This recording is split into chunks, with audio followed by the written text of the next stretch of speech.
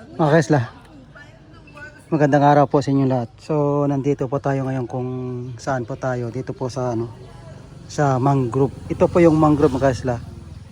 Ito po yung isang destination nyo na kung kayo po ay maglantor. So ito po yung unahin nyo pumunta dito sa sa mangrove.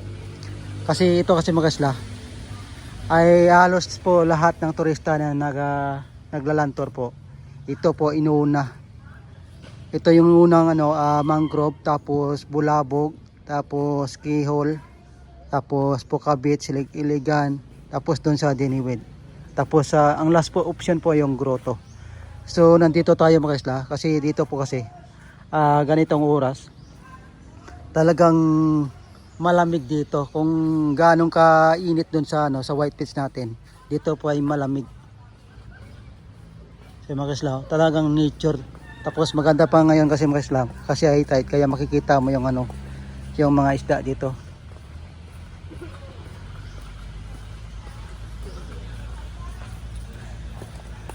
So ngayon mga isla, wala tayong halos turista dito kasi po ay ramdam na natin na konti na yung mga turista na bakasyon dito sa Isla ng Boracay kasi po ay may mga pasok na yung mga bata at yung mga estudyante at sa mga office. Ngayon po ay Monday. So wala na halos dito na pumupunta kasi po ganitong oras kasi mga 1 o'clock or 12. So wala na kasi natatapos na yung yung nauna nilang lantor dito. Pero ito kasi mga isla, pag once na marami dito yung mga turista, pag once na alas 8, umaga pa. So dito mga isla, ang daming isda oh. Maganda dito pag once pumunta kayo dito, kailangan high tide. Kasi pag low tide kasi dito, puro bato yung makikita, ito isda oh.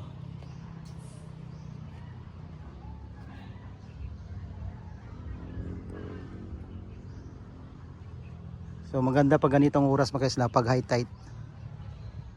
Sayang yung bangka mga isla, nalubog na lang.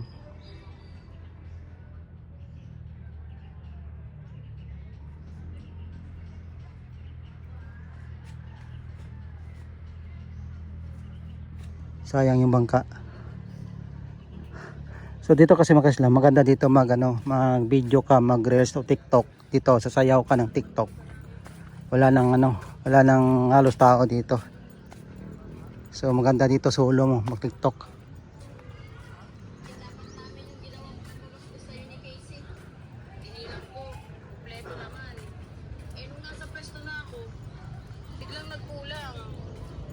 So yung ibang motorista mayroon pa dito mga isla kasi mayroong i-trike doon na dalawa ata nandun kasi mayroon naman turista dito.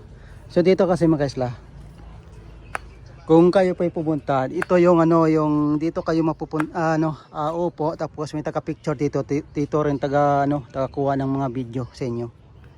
So yung taga video doon nakaupo pahinga.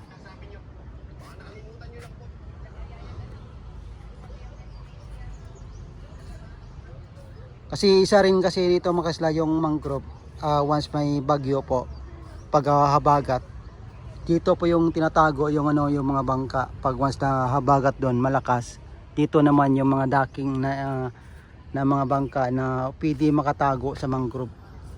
Ito may mga turista na mga isla.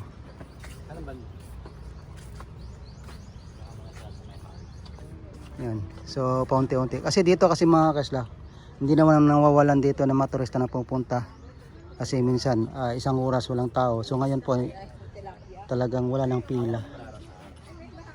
Ito ganito mga kaslaw. Yan. So siya yung taga picture. Sandal mo yung paasa. Tingin doon. So yan mga kaslaw. So nakarang buwan talagang mapila dito yung yung mangrove. So ang daming isda mga kaslaw. Dami yan dito isda pag once na mag-high tide. So yan mga turista.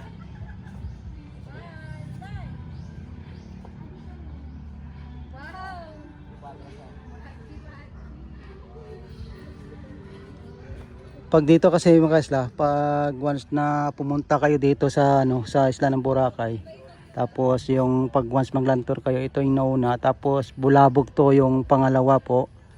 So ano lang po, Bulabog, tapos Kihol, Apoka Beach, Siligiligan.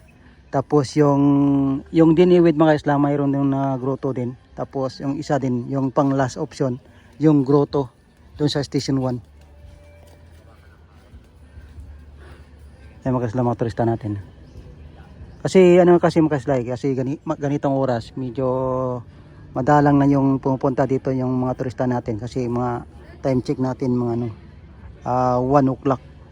So dito tayo nag-vlog kasi po masyadong mainit dun sa White Beach. Saka hindi pa tayo makapaglakad ng insakto. So dito muna tayo sa mangrove na to. So maganda dito. Ang daming isda mga isla. Laki oh.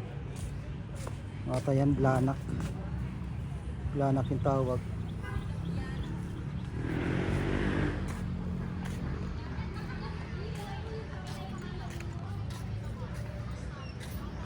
Dito marami nakastock yung isda makislaw.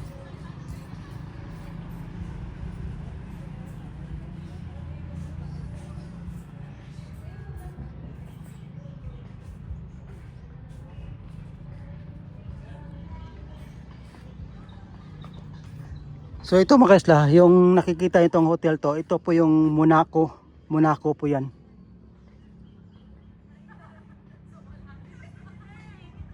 Yan po yung mga mga nakatira yung mga isla, yung mga senior citizen na mga puti na nandito na po na nakatira sa isla ng Boracay, kasi po mga kondo yung mga isla.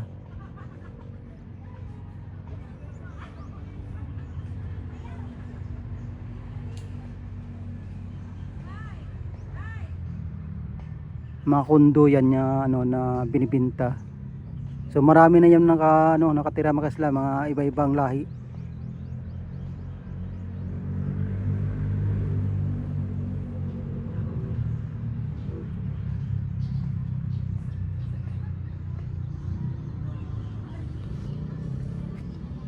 So ayan mga isla. So dito tayo. So may mga turista na rin pumunta dito, may isang grupo.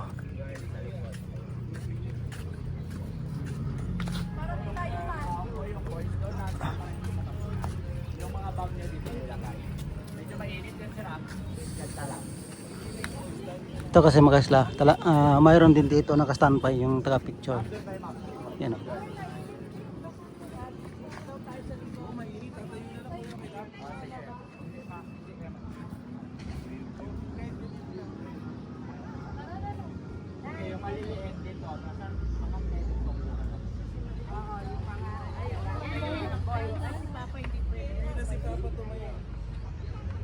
So yan mga isla, hanggang dito na lang po tayo mga sa pag-video, kasi po ay medyo mainit din. Tapos hindi man tayo makalakad dun sa White Beach, medyo mainit din. So hanggang dito na lang tayo. So maraming salamat po sa panonood mga isla. Bye bye, God bless po.